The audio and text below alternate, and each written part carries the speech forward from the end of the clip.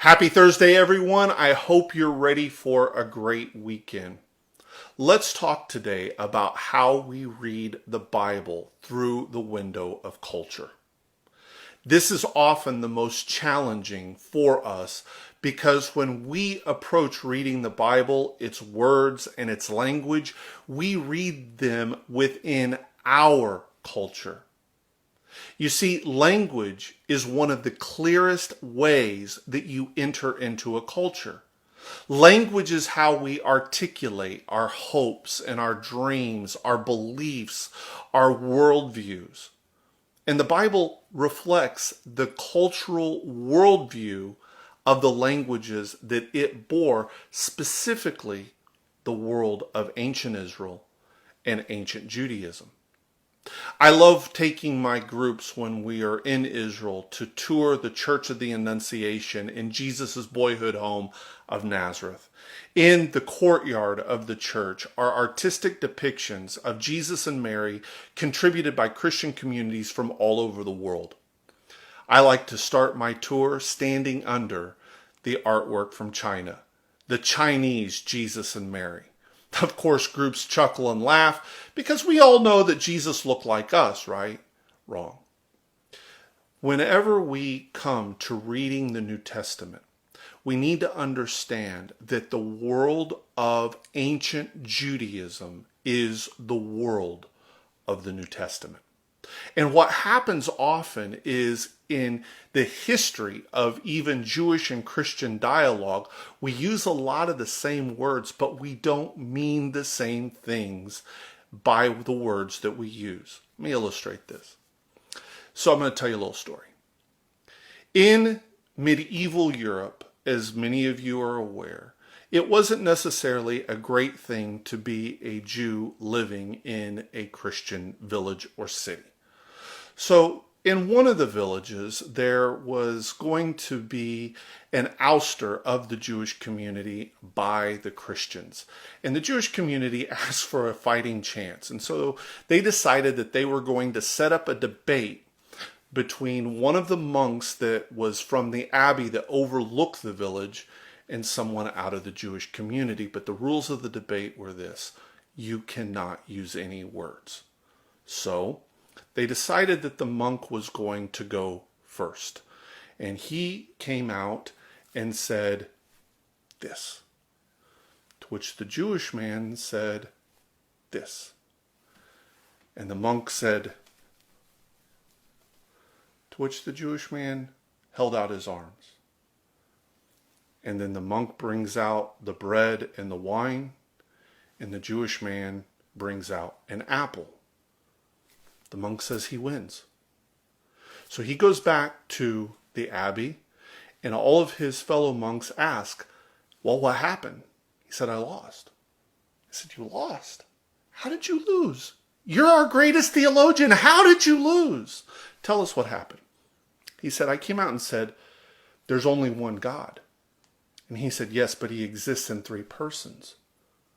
And then I said, and he's here right now. And he said, but he's everywhere. And I brought out the emblems of the communion, the Eucharist, the bread and the wine, and said that it is in the bread and the body of Christ and the blood of Christ that we have redemption. And he brought out an apple and said, yes, for all have sinned and fallen short of the glory of God. Down in the village, the Jewish community was having a conversation. And their man shows up and they said, what happened? He said, I won. They said, you won? How in the world did you win? You were up against their greatest theologian. He said, tell us what happened. He said, he came out and said, you have 1 day to move. And I said, we can't move in less than 3. He said, no, I mean, you're going to move right now. And he said, but where are we going to go? And then he brought out his lunch and I brought out mine and I won. Now, this story illustrates the fact that oftentimes in the history of interpretation and dialogue between the Jewish and Christian communities, they miss each other. This becomes a real problem when we go to trying to interpret the New Testament, because the New Testament belongs to the world of ancient Judaism. Now, how do we begin to access that world? We can do it through archaeology.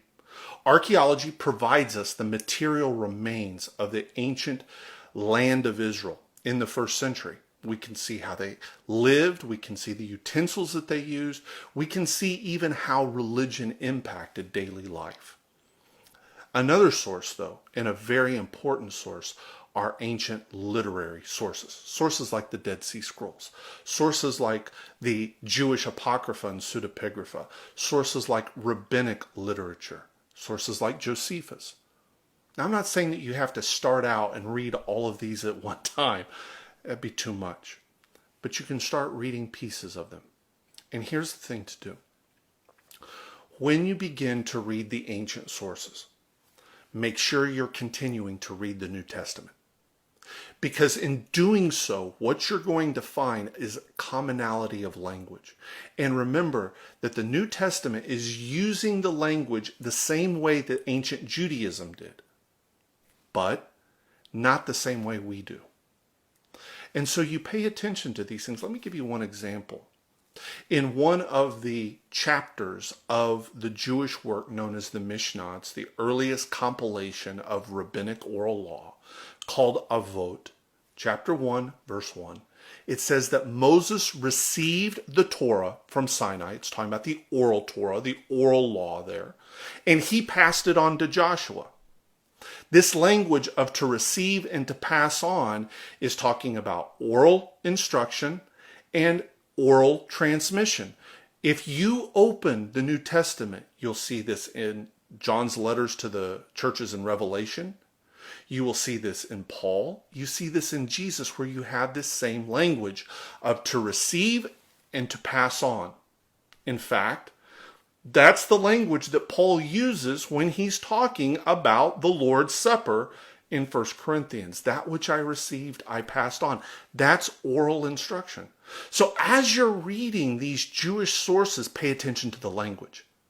But then also be reading the New Testament, because you will begin to see parallels of language and of thought.